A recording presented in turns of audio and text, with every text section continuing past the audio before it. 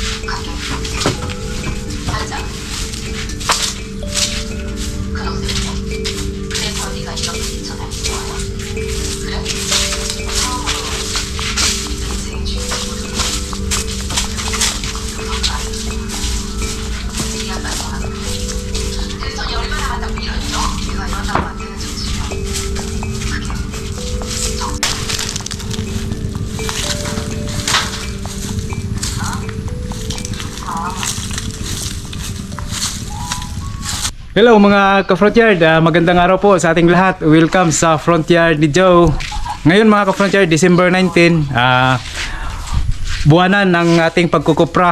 Nagkukupra tayo ngayon, dito tayo sa Cupra Dryer. Malapit na mga ka-Frontyard, matapos oh. Basta panatilihin lang din na malinis ang ating Cupra. At dito si ating kasama si Norman, naglilinis. Diba Norman? Oh, yan oh. Ito na ang ating Cupra mga ka-Frontyard.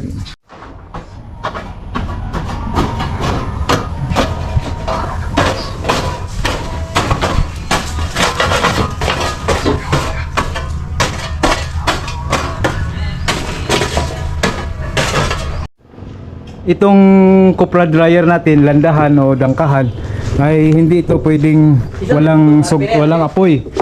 Ang apoy ay dito natin nilalagyan ng apoy mga ka-Frontyard. Mula dito, mula doon, nilalagyan natin ng apoy dito. Bababa tayo.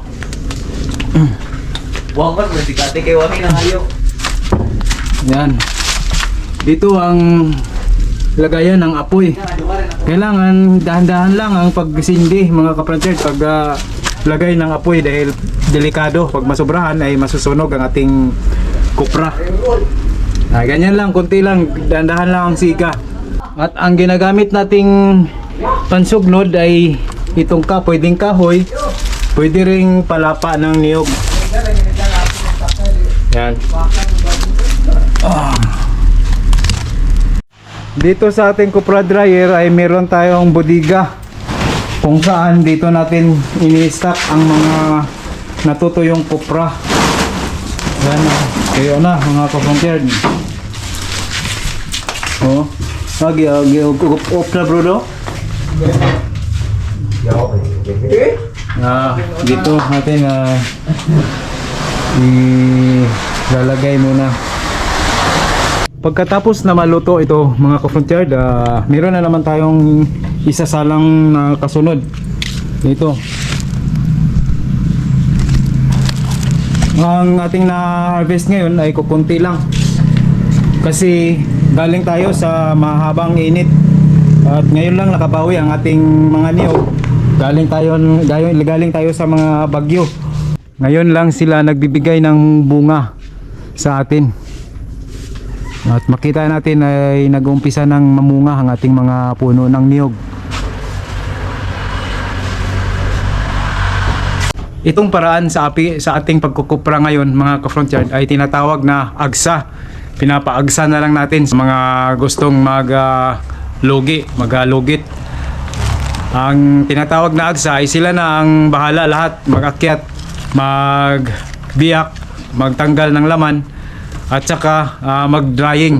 Sila na ang bahala lahat, wala nang iisipin ng may-ari. Hindi na kami magpapakain sa kanila. Pag maibenta na ay hahatiin ang halin. Mahirap din kapag meron kang niyugan tapos wala kang mga tauhan na magkukupra, ay mahirap din mga ka-Frontyard na mahuhulog na lang yung mga niyog mo, hindi mapapakinabangan. at kukunin ng iba, yung mga mamuwakay. Kaya pumayag na lang kami na agsa ang estilo ng aming pagkukupra. Yung update sa ating price ngayon, 54. Merong nakapagpatimbang 54 pesos ang per kilo. Sana maabutan pa natin yan dahil sabi ng nagpapatimbang ay pababa na yung presyo ng kupra ngayon. Kasi nakita nila na may bunga na ang ating mga niyog, marami nang magkukupra, kaya binabaan na rin nila yung presyo. Dati ay walang bunga, mataas ang presyo ng kupra. Ngayon ay marami na sana, bumababa naman ang presyo. Talagang ganyan ang kupra, ang presyohan ng kupra dito. Lagi aja. Botex tinta. Aku ato tinta. Takay. Bali-bali li ako. Masa dinasot. Wala ginagawa.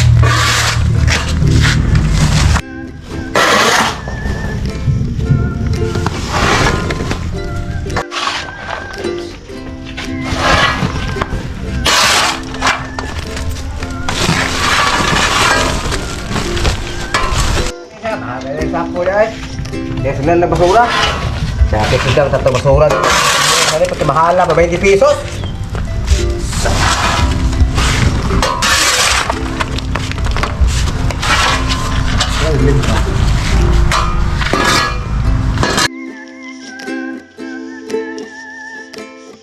Hello mga ka-frontier, ngayon ay magpapakilo na tayo sa ating kupra.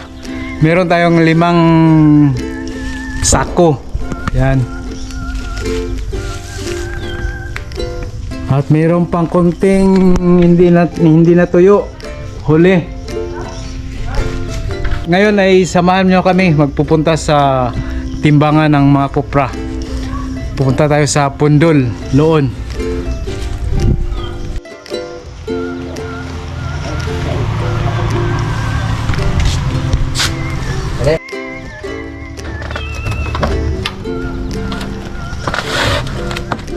Rendeng na yun.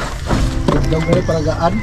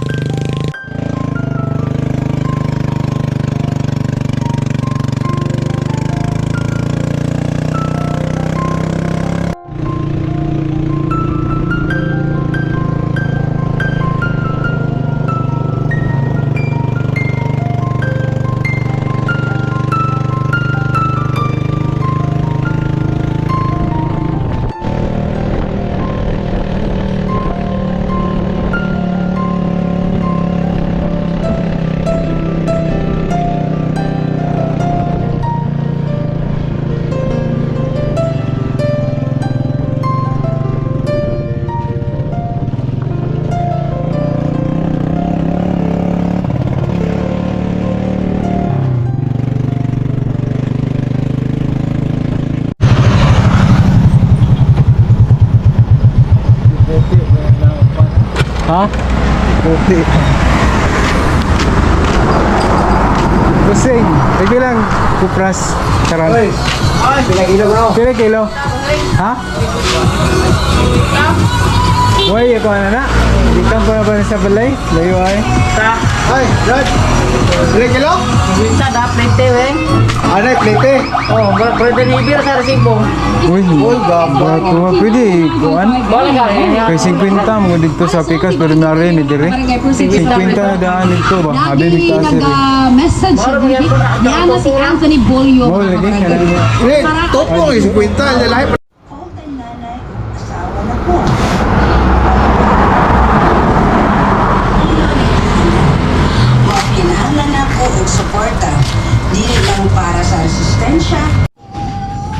Diyan may sako weng. Eh, kan bagura ba ning among sako? Wala na.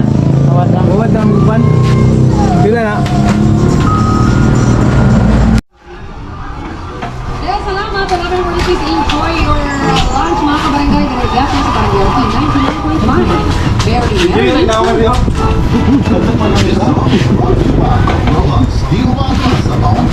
Buka na boy.